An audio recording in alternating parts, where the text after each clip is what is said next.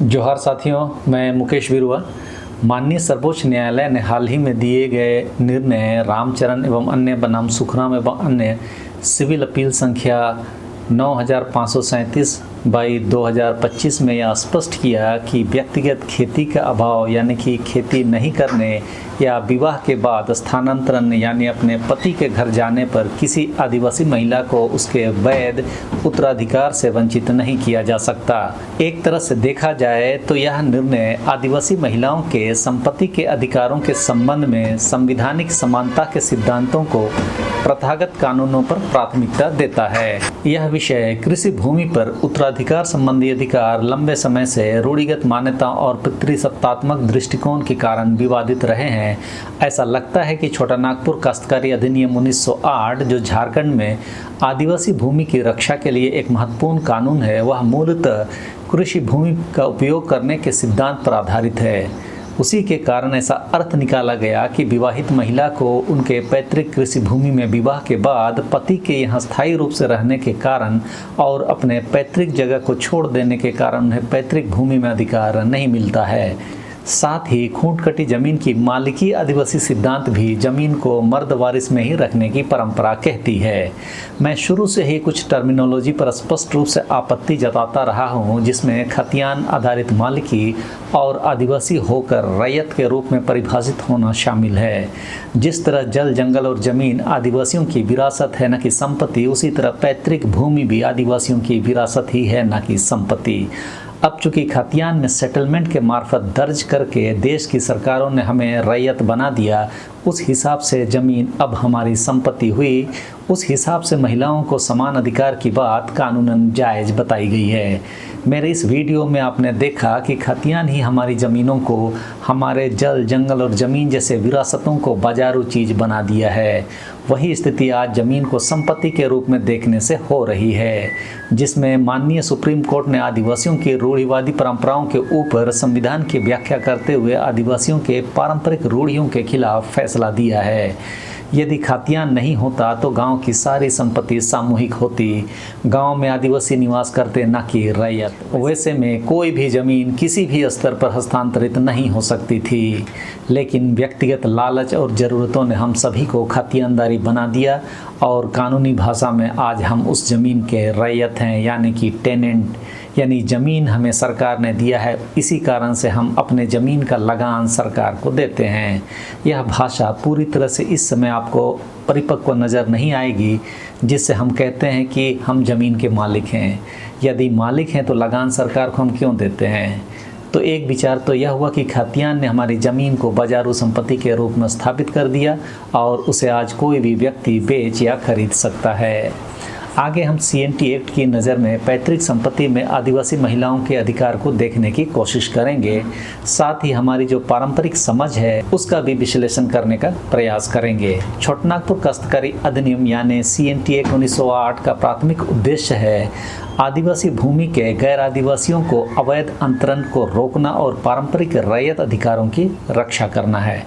CNT मतलब छोटा Nagpur tenancy act, यानी आदिवासियों के ज़मीनों को भी सरकार ने अपने रिकॉर्ड में दर्ज कर लिया और जिस ज़मीन को आदिवासी जोत रहे हैं उसके एवज में लगान वसूल कर रही है। लेकिन यदि इस कानून के कुछ प्रावधानों को आप देखें तो यह अधिनियम आदिवासी समुदायों के सामाजिक और आर्थिक ताने बाने को भी बनाए रखने में महत्वपूर्ण भूमिका निभाती है। जैसे धारा 6(1) या धारा रैयत की आवश्यक विशेषता को परिभाषित करती है, जिसमें व्यक्तिगत खेती और भौतिक रूप से कब्जा करना शामिल है। पारंपरिक रूप से इस धारा की व्याख्या अक्सर इस तरह से की गई है कि यदि कोई महिला स्वयं भूमि पर खेती नहीं करती है, विशेषकर विवाह के बाद, तो उसे भूमि जोतने वाला नहीं माना जाएगा और इस आधार पर उसके उत्तराधिकार के अधिकार को चुनौती दी जा सकती है। जिस पर सर्वोच्च न्यायालय ने इस व्याख्या को अपने तरीके से परिभाषित करते हुए कहा कि खेती केवल कब्जे का संकेत हो सकती है, न कि स्वामित्व या उत्तराधिकार के अधिकार का निर्धारण कर सकती है। एक महिला अपने पति, बच्चों या किसी अधिकृत व्यक्ति के माध्यम से भी भूमि पर कब्जा बनाए रख सकती है। साधारणतः ऐसा कोई भी आदिवासी नहीं होता है जिसके पास ज़मीन नहीं हो।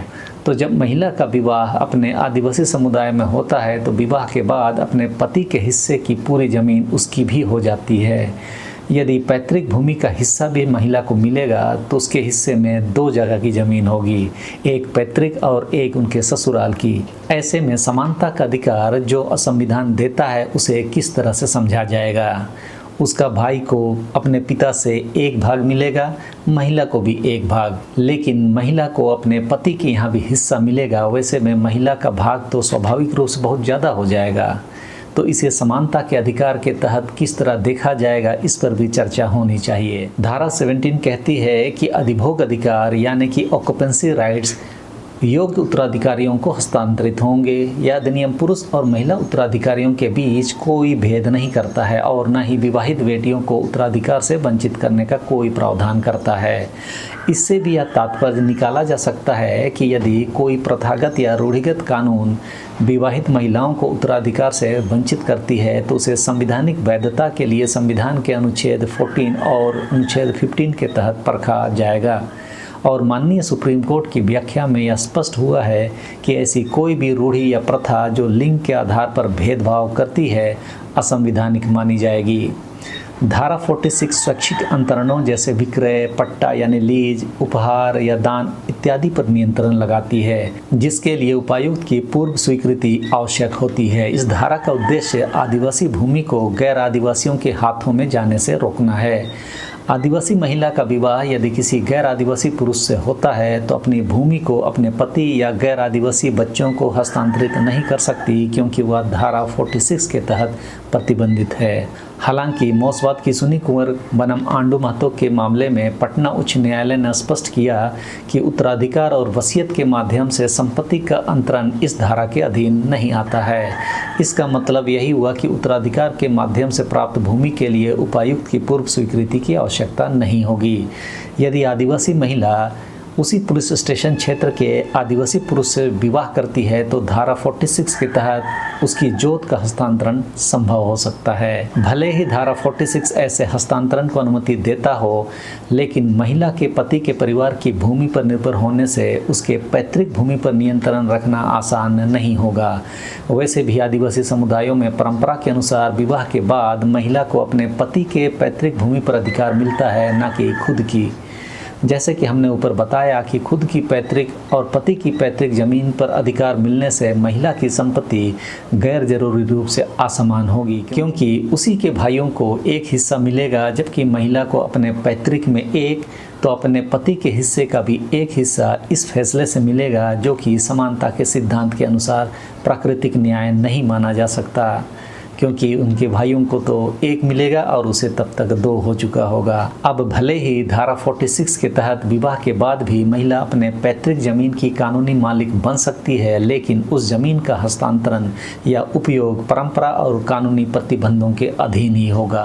पहले भी मैंने स्पष्ट किया है कि आदिवासी परंपरा में जहाँ तक मैं अपने हो समाज की बात करूँ तो मृत्यु के पश्चात हम अपने जमीन में शव को दफनाते हैं, मृत्यु संस्कार से संबंधित अनुष्ठान संपन्न करते हैं और मृत आत्मा को अपने पवित्र स्थल आदिंग में बुलाते हैं।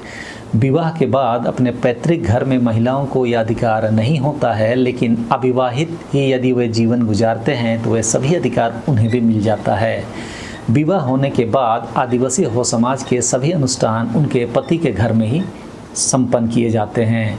यदि विवाहित महिलाओं को पैतृक जमीन में दखल मिलने के बाद वहीं पर मृत्यु संस्कार किया जाएगा, वैसे में उनकी आत्मा को आदिवासी हो समाज की रीति विधि के अनुसार कहाँ बुलाया जाएगा। जो पैतृक आदिंग होता है वह तो विवाहित महिला को अपने कुल के लोगों के साथ शामिल करने की अनुमति नहीं देता है। मान लेते हैं कि उसे पैतृक जमीन के अपने हिस्से में दफना दिया जाता है और उसका आदिंग तो पति का होता है, जो दूसरे गांव में 50 किलोमीटर भी या 100 किलोमीटर भी दूर हो सकता है। तो क्या हो समाज की परंपरा और रीति विधि के अनुसार उसकी आत्मा को उसके पति के घर के आदिंग में ला पाना मुमकिन होगा?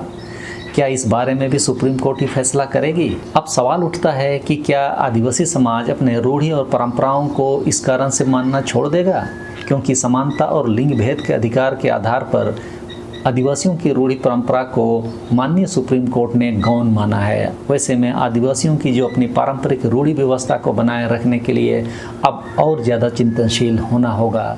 हमारा एक त्यौहार होता है जिसे हम लोग बाबा हेरमुट कहते हैं। उसमें जो अपनी ज़मीन है वहाँ पूजा पाठ संपन्न होता है, लेकिन उसकी शुरुआत जो हमारा गोडाउन है जिसे हम लोग बांदीवा बोलते हैं, वहाँ से पूजा पाठ शुरू करके होती है।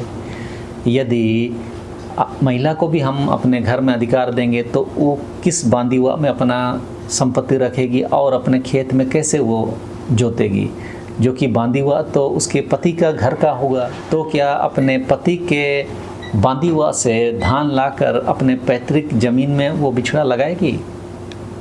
संभव तो नहीं लगता। लेकिन जहाँ तक CNT एक्ट जैसे कानून हैं तो इसके किसी भी प्रावधान में किसी भी महिला को अपने अधिकारों से वंचित करने का कोई प्रावधान नहीं है। रूढ़ी व्यवस्था के आधार पर ही अभी तक चलन में आया कि महिलाओं को पैतृक जमीन पर अधिकार नहीं दिया जाता रहा है। और धारा 23A कानूनी रूप से ऑक्यूपेंसी राइट को पंजीकरण करने का प्रावधान करती है, चाहे वह उत्तराधिकार, वसीयत या किसी अन्य कानूनी आधार पर हुआ हो।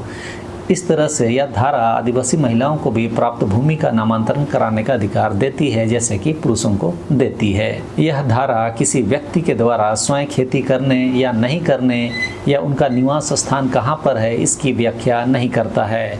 इस धारा के आधार पर पंजीकरण केवल एक प्रक्रियात्मक आवश्यकता है, न कि स्वामित्व या उत्तराधिकार का अधिकार का निर्धारण करता है। धारा 49 आदिवासी भूमि को गैर आदिवासी व्यक्तियों को औद्योगिक या कृषि उद्देश्यों के लिए हस्तांतरित करने की अनुमति देती है, लेकिन इसके लिए उपायुक्त की मंजूरी जरूरी है। यदि कोई आदिवासी महिला गैर आदिवासी से विवाह करती है तो उसके भूमि का हस्तांतरण अपने गैर आदिवासी पति या गैर आदिवासी बच्चों को उपायुक्त की अनुमति से इस परिस्थिति में कर सकती है। विवाहित आदिवासी महिलाओं को अपने पैतृक संपत्ति से अधिकार मिलने पर गांव-गांव में यह विवाद बड़े स्तर पर उठने की संभावना है, क्योंकि गैर आदिवासी उद्योग लगाने के नाम पर यदि अपने आदिवासी पत्नी का जमीन का हस्तांतरण करवाना चाहे तो कुछ शर्तों के साथ वे लोग करा सकते हैं। धारा 71 उन मामलों को संबोधित करती है जहां किसी भी व्यक्ति को गैर कानूनी रूप से उसकी भूमि से बेदखल किया गया हो। इस तरह से यह धारा आदिवासी महिलाओं को भी उनकी पैतृक भूमि में अधिकार को वापस प्राप्त करने का अधिकार देती है, यदि उन्हें गलत तरीके से वंचित किया गया हो। इस धारा का प्रभाव यह हो सकता है कि यदि कोई आदिवासी महिला विवाह के बाद अपनी भूमि से वंचित होती है, चाहे वह सामुदायिक दबाव या परंपरागत नियमों के कारण ही सही है, तो वह उपायुक्त के समक्ष आवेदन करके अपनी भूमि वापस प्राप्त कर सकती है। धारा 76 स्पष्ट रूप से स्थानीय और प्रथागत अधिकारों यानी कि कस्टमरी राइट्स को मान्यता देती है और उन्हें रिकॉर्ड करने की भी व्यवस्था करती है। यह धारा प्रावधान करती है कि भूमि संबंधी प्रथाएं जैसे कि खूंटकटी अधिकार जो आदिवासी समुदायों की परंपराओं पर आधारित है को रिकॉर्ड्स ऑफ राइट्स में दर्ज किया जा सकता है। यह धारा आदिवासी समुदायों की परंपराओं को कानूनी मान्यता देती है, जैसा कि सामूहिक भूमि स्वामित्व या खूंटकटी प्रणाली जिसमें मूल बस्ती स्थापित करने वाले परिवारों को विशेष अधिकार होते हैं। खूंटकटी प्रणाली में परंपरागत रूप से भूमि का स्वामित्व पुरुषों के पास रहता है। धारा 76 ऐसी परंपराओं को महत्व देती है, लेकिन यह स्पष्ट रूप से महिलाओं की स्थिति को परिभाषित नहीं करती। झारखंड में आदिवासी समुदाय धारा 76 के तहत अपने परंपराओं को व्याख्या कर सकती है, जिसमें रूढ़िगत परंपरा को बनाए रखने की व्यापक व्याख्या हो। यदि रूढ़ियों के अधीन अपनी विरासतों को, जिसमें जल, जंगल और ज़मीन भी आते हैं, को स्पष्ट रूप से हम परिभाषित कर सकें, तो उस स्थिति में खूंटकटी अधिकार के तहत पैतृक संपत्ति उसी गांव में रहेगी, ना कि उसका अधिकार दूसरे गांव में जा सकेगा। इस धारा पर भी हमें बड़े स्तर पर चर्चा करने की ज़रूरत है। इस तरह से CNT एक्ट में परंपराओं का उल्लेख विशेष रूप से भूमि स्वामित्व और हस्तांतरण के संदर्भ में है, न कि सामाजिक स्थिति और विवाह के बाद महिलाओं की स्थिति के बारे में। झारखंड के सभी आदिवासी समुदायों में परंपरागत रूप से भूमि का स्वामित्व पुरुषों के पास रहता है और विवाह के बाद महिला को अपने पति के परिवार की भूमि में हिस्सा मिल जाता है। लेकिन यह CNT एक्ट के तहत प्रतिबंधित हो सकता है अगर पति गैर आदिवासी हो तो। लेकिन यह बात भी हमें देखना होगा कि अधिकार नहीं है, हम लोग बोलते हैं, लेकिन ऐसी बात नहीं है। लड़का और लड़की को एक समान अधिकार पैतृक भूमि में है, लेकिन महिला का विवाह होने के बाद आदिवासी परंपरा के अनुसार उसका अधिकार पति के घर में होता है, ना कि उसके पिता के घर में। तो इस तरह से CNT एक्ट में ऐसी कोई विशेष धारा नहीं है जो स्पष्ट रूप से परंपराओं के बारे में विवाह के बाद महिलाओं की स्थिति को परिभाषित करती हो। हालांकि धारा 46, 49 और 71 अप्रत्यक्ष रूप से विवाह के बाद महिलाओं के भूमि अधिकारों को प्रभावित जरूर करती है, खासकर जब वे गैर आदिवासी पुरुषों से विवाह करती है। तो इस वीडियो में अभी के लिए इतना ही। सबों को धन्यवाद। जोहार।